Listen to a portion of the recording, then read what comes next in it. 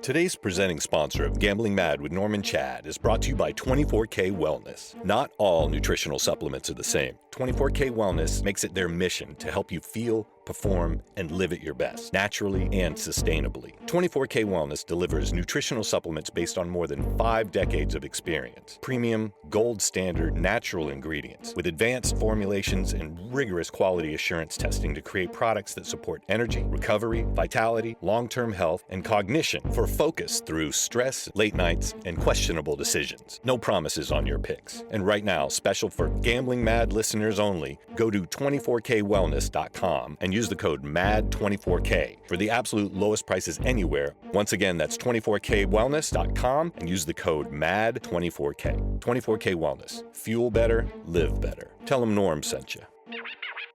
But let me tell you exactly what he said, verbatim, as that game ended.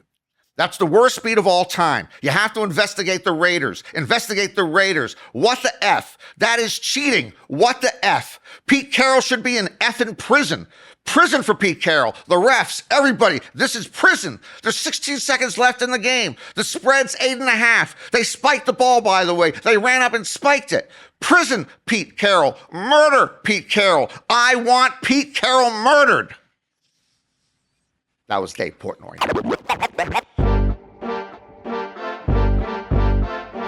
Norm and Chad. Norm and Chad. Welcome to Gambling Mad with Norm and Chad. I am Norm and Chad. Coming up on the program today, the World Cup shouldn't be in the United States. Dave Portnoy shouldn't be betting on sports. And Jim Harbaugh shouldn't be hiring his own assistants.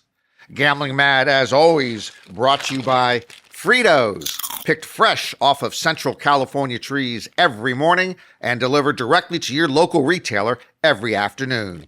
And by the refreshing taste of Fresca. Fritos and Fresca. It's a meal. British philosopher and statesman Francis Bacon once said, "Silence is the sleep which nourishes wisdom." So let me try that for a change of pace. I'm going to close my eyes and be silent the next 10 seconds and see if I can emerge smarter than I am right now. Let's give it a go.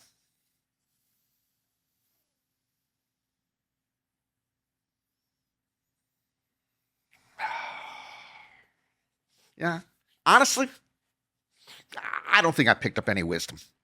Let me try something else that might not make me smarter, but might at least relieve some of my building stress over stuff that's happening out there.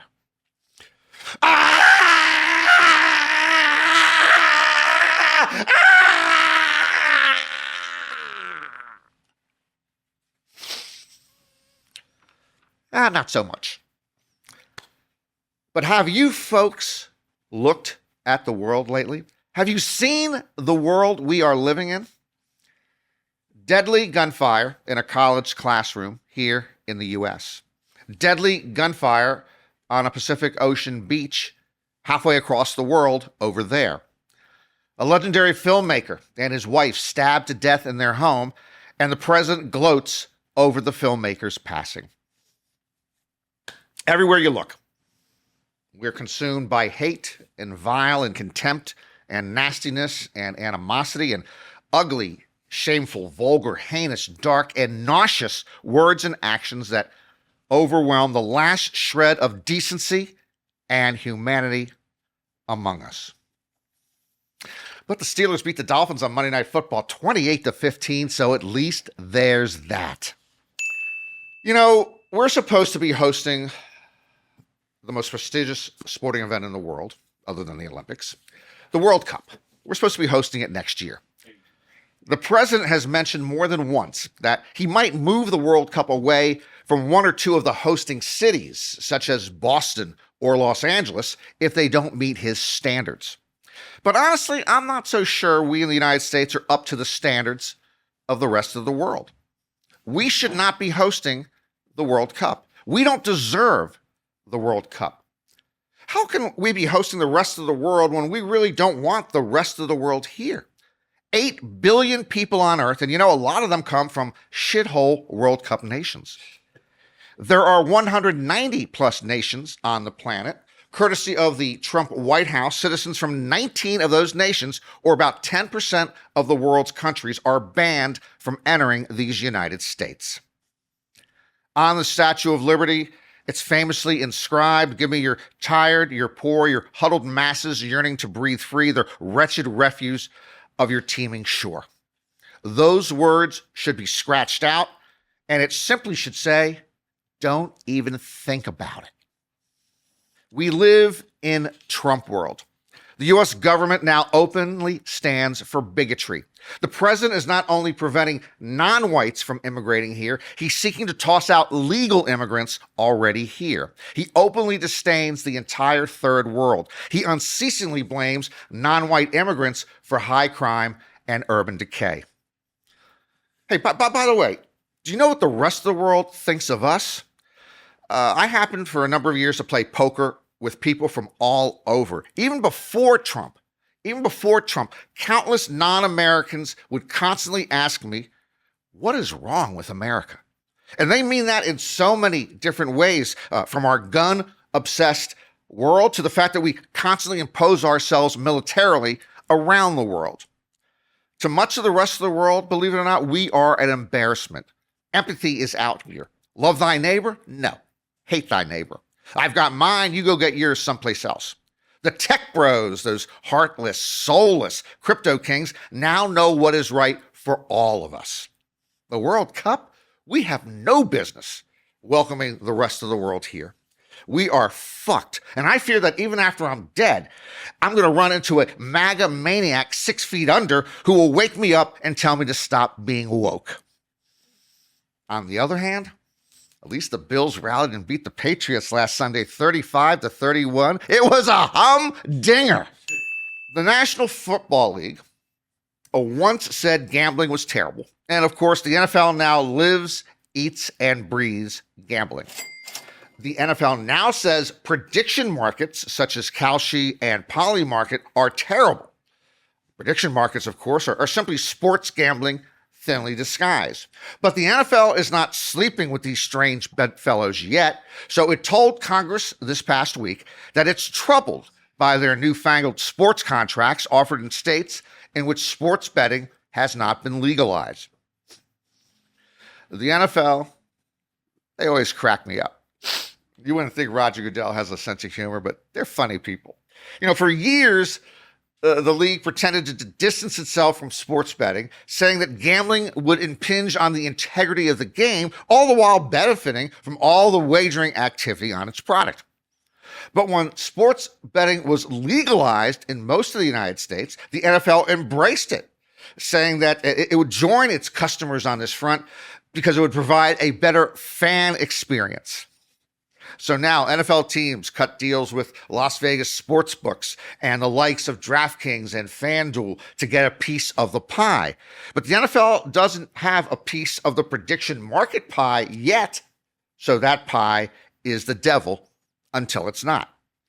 As I have stated repeatedly here on Gambling Mad, I'm rather suspicious on a number of fronts about prediction markets, but we'll leave that for another day. The prediction markets are pretending to be something they are not, and that's for the courts to decide. Today, we're going to deal just a little more directly with the NFL. I want to concentrate on the NFL and make a suggestion that I have made before, half seriously.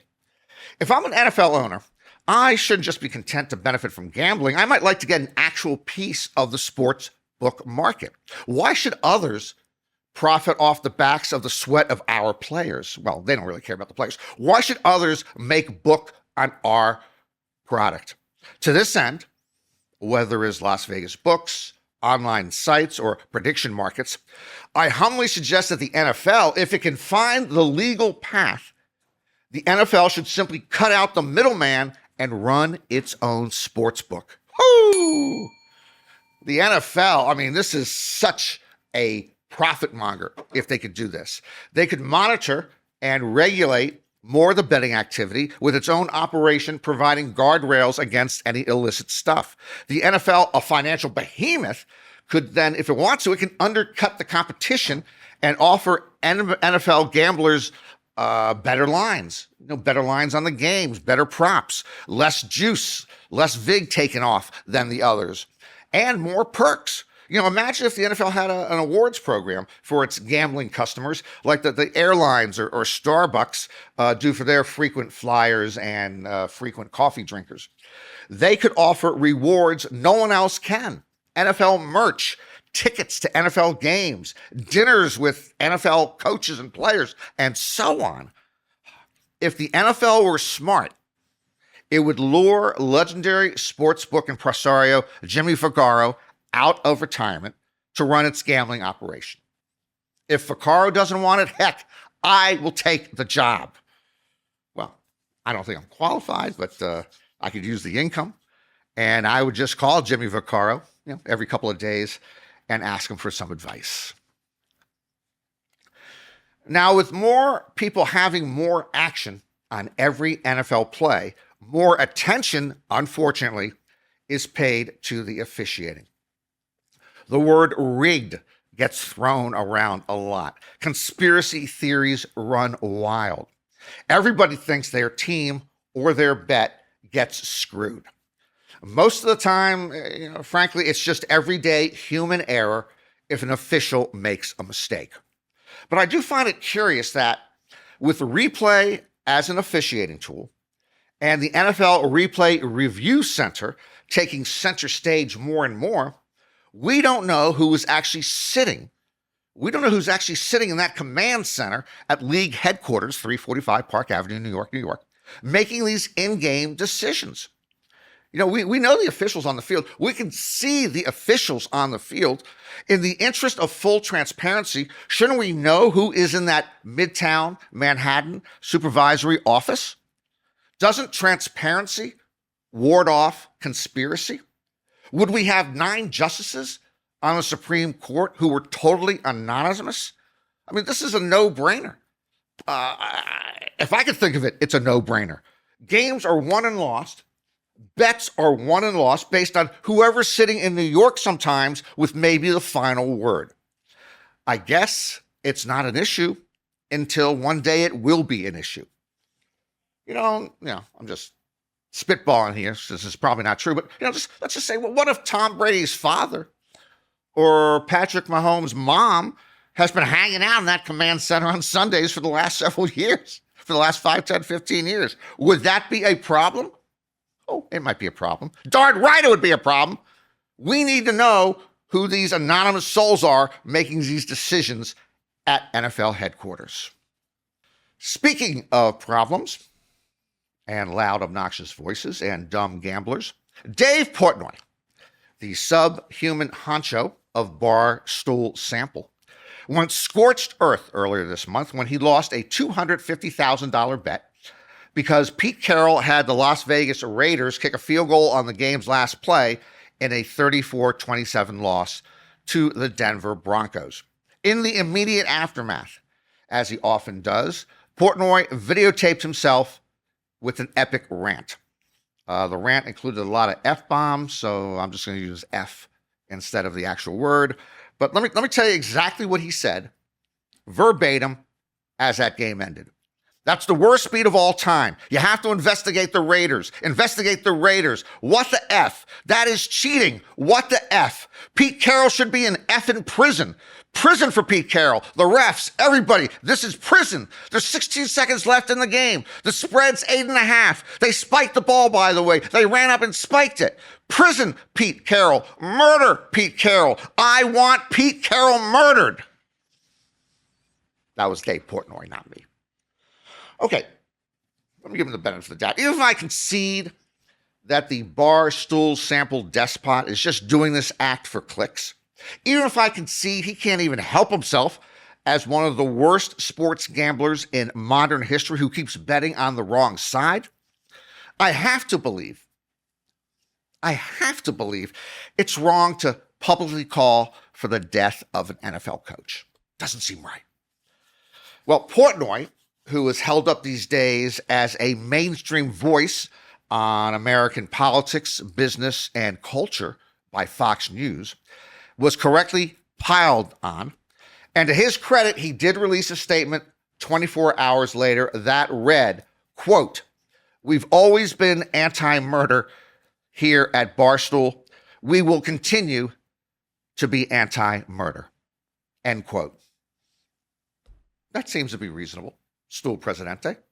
You know, in my heart, I always felt that Barstool Sample was anti-murder. Time for NFL picks. There is light at the end of the tunnel. Hopefully it's not a police car, as I am just trying to dig myself out of my worst handicapping season ever. We went 4-1 last week. Woo-woo!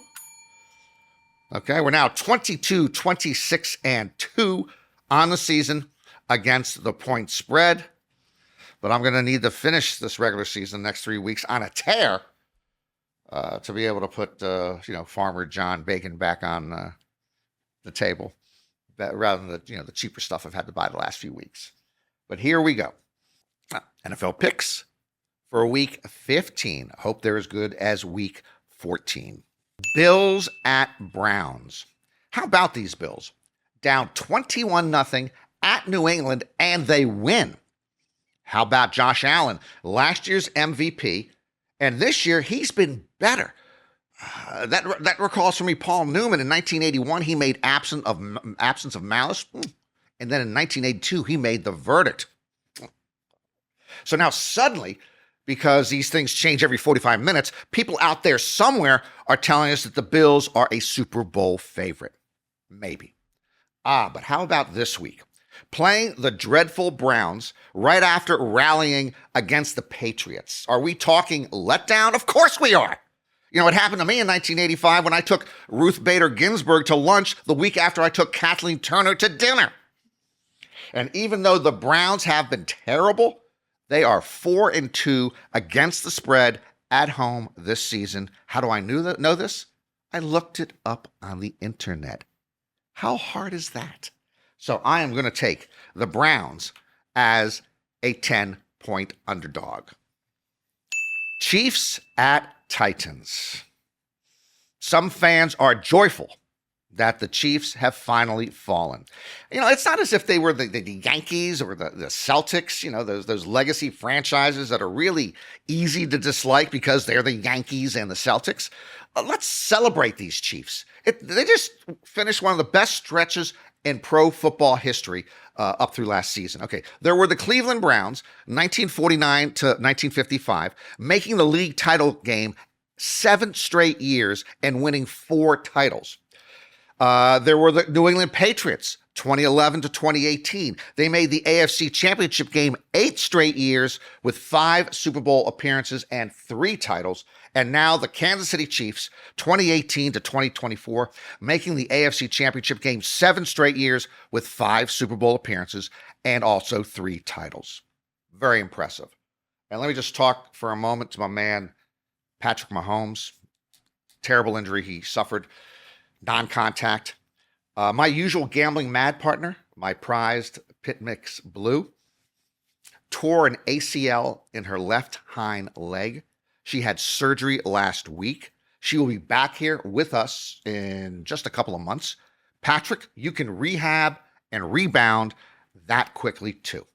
As for this game this week against the Titans, my goodness, Tennessee might have the better quarterback right now. It's Cam Ward versus Gardner Minshew.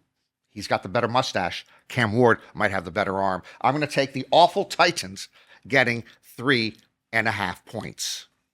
Time for the Colander game of the week. That was easy. All right, Bengals at Dolphins. Both teams stunk up the joint last week. The Bengals lost to the Ravens 24-0. The Dolphins were losing to the Steelers 28-3 in the fourth quarter before Tua said, oh, it's Monday Night Football? Let's go. Okay, but what happened to the Bengals? How do you ever shut out Joe Burrow? Was he only throwing left-handed passes? Was he not playing with a helmet? Was he given a blindfold and a cigarette before every third down play? It looked as if the Bengals started their offseason a month early, and now they have a vacation week of sorts. They go to South Florida. It's mojito time, baby. I recall back, I guess this was 1998 or 99. I had a work conference in Miami, and I didn't make it to a single seminar for 5 days. I think her name was Sophia. I'm taking the Dolphins and 1.5 points in this one. Buccaneers at Panthers. This game has huge playoff implications. Why? Because someone from the NFC South has to go to the playoffs. The Buccaneers lost to the Falcons last week, and the Panthers lost to the Saints. And somehow the Bucs and the Panthers are playing for first place. If they were in the NFC North or the NFC West, they might be playing for last place. My goodness, not only has Tampa Bay lost 5 of its last 6, the Buccaneers have lost twice to the 4-10 Saints during that span. My usual man, Baker Mayfield, I don't even think he's watching game film anymore. He's just watching his TV commercial highlights.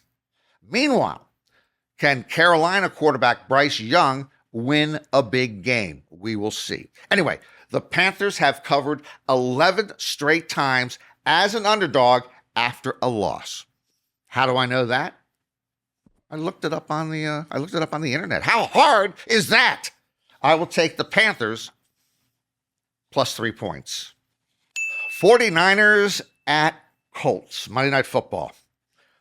Sure, this Phillip Rivers story in Indianapolis is wonderful. Out of football for 5 years, and now a starting quarterback at age 44. For crying out loud, he's a grandfather, and he almost won in Seattle last week. But did you watch the game? Rivers is a bit out of shape. He's got that little stomach punch that I'm very familiar with, okay? The Colts' longest offensive play of the game was 17 yards.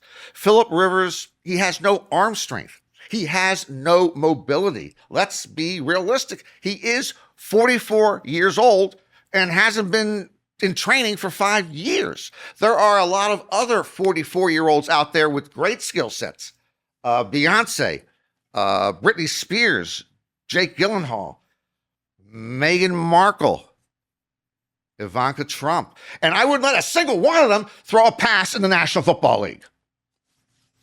Meanwhile, how about the 49ers' Christian McCaffrey? What a workhorse.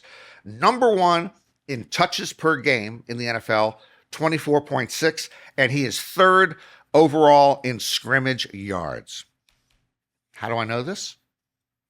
I looked it up on the internet. How hard is that? 49ers, they're given 6 points. I will give the 6 points. Since they already have name recognition, you might think sports figures would dive into politics more often. When I was a kid, I remember AFL quarterback Jack Kemp.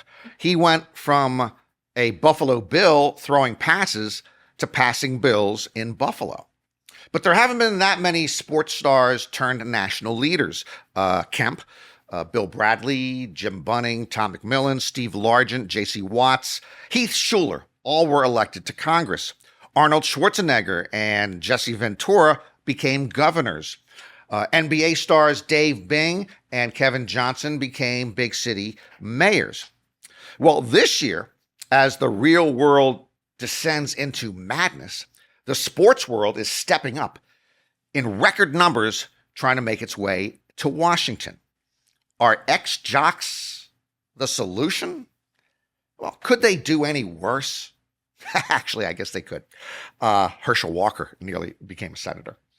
So this year, former NFL kicker Jay Feely running for a House seat in Arizona. Former MLB All-Star first baseman Mark Teixeira is running for a House seat in Texas. Former Tennessee football coach Derek Dooley running for the U.S. Senate in Georgia. Former NBA first-round draft pick Royce White running for the U.S. Senate in Minnesota. All of those sports folk I just mentioned, incidentally, happen to be Republicans for whatever that's worth. And it doesn't just stop here with those jocks. Sports media figures are now angling for a new platform from which to blather.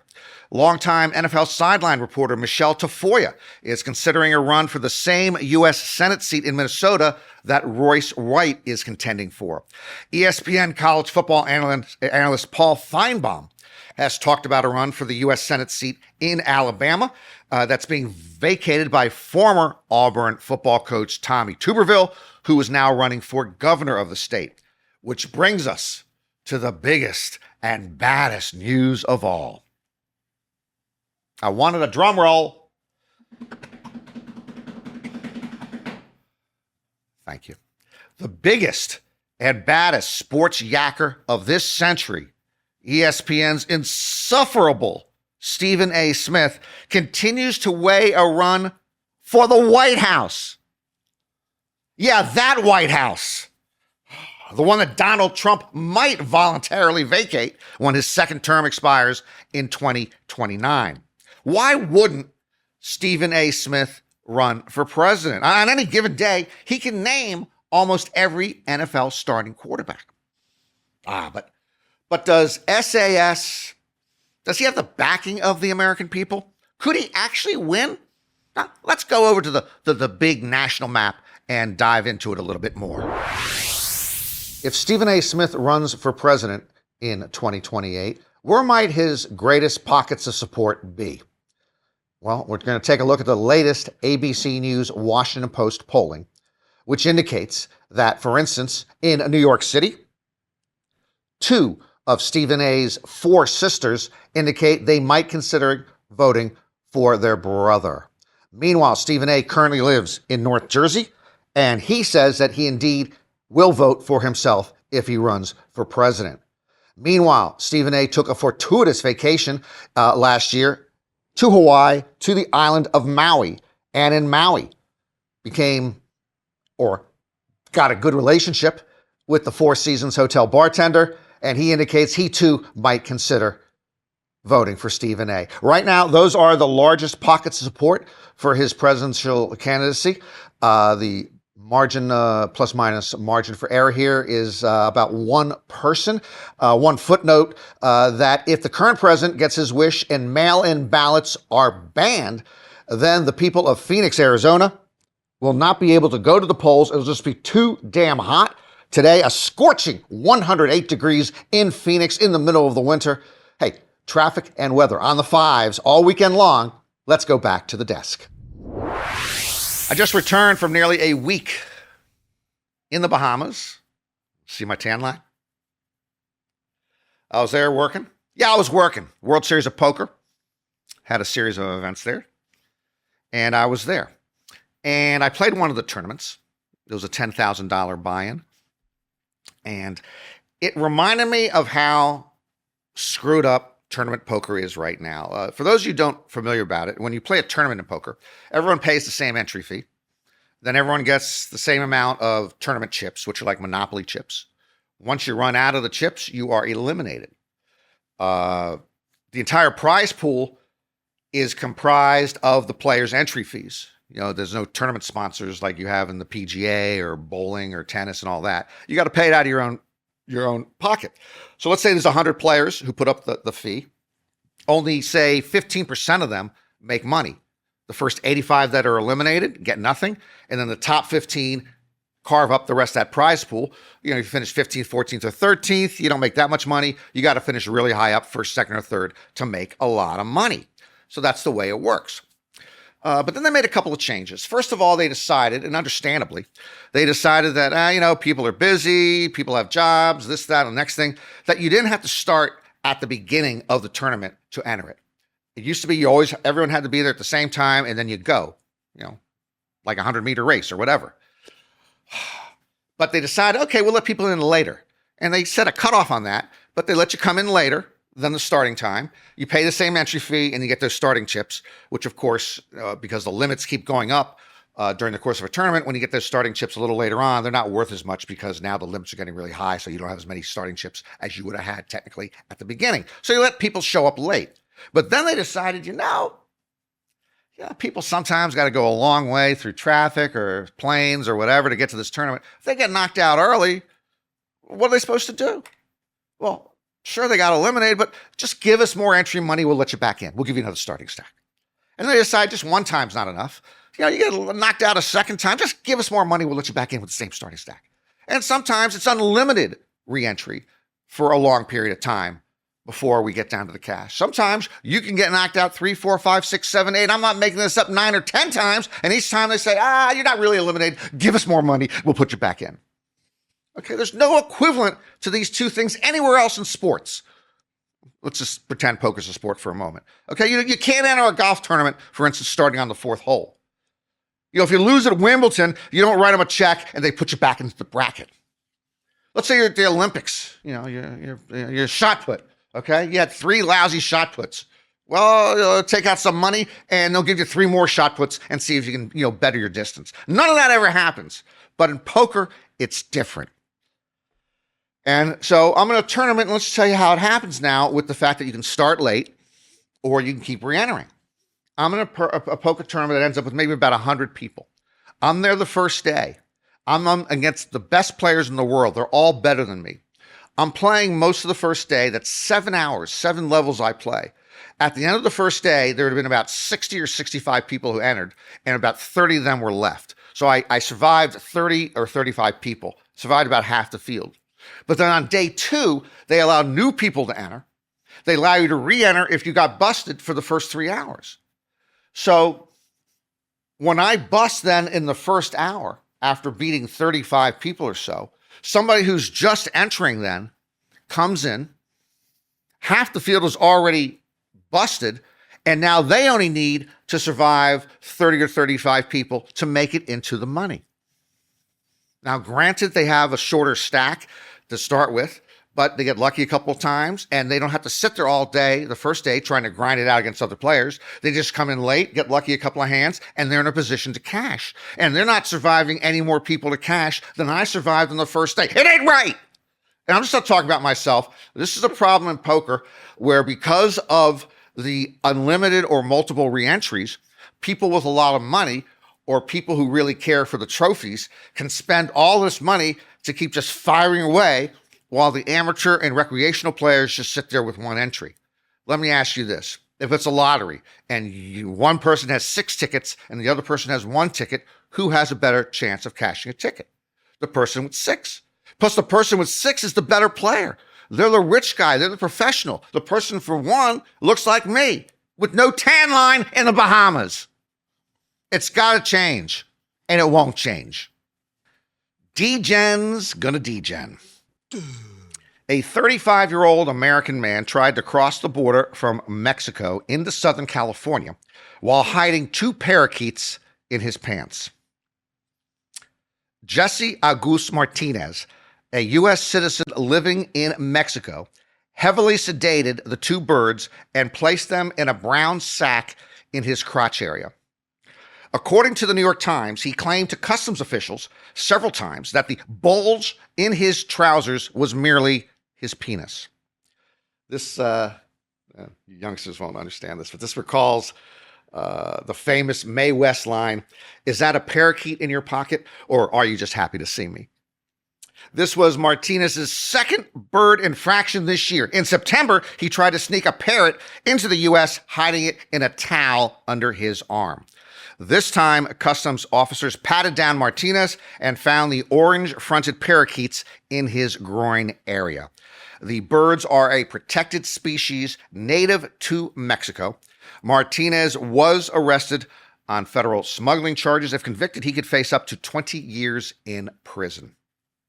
The parakeets, by the way, were found unconscious but breathing and removed in stable condition from Martinez's pants, but, they had to suffer some degree of emotional distress for a variety of reasons, no?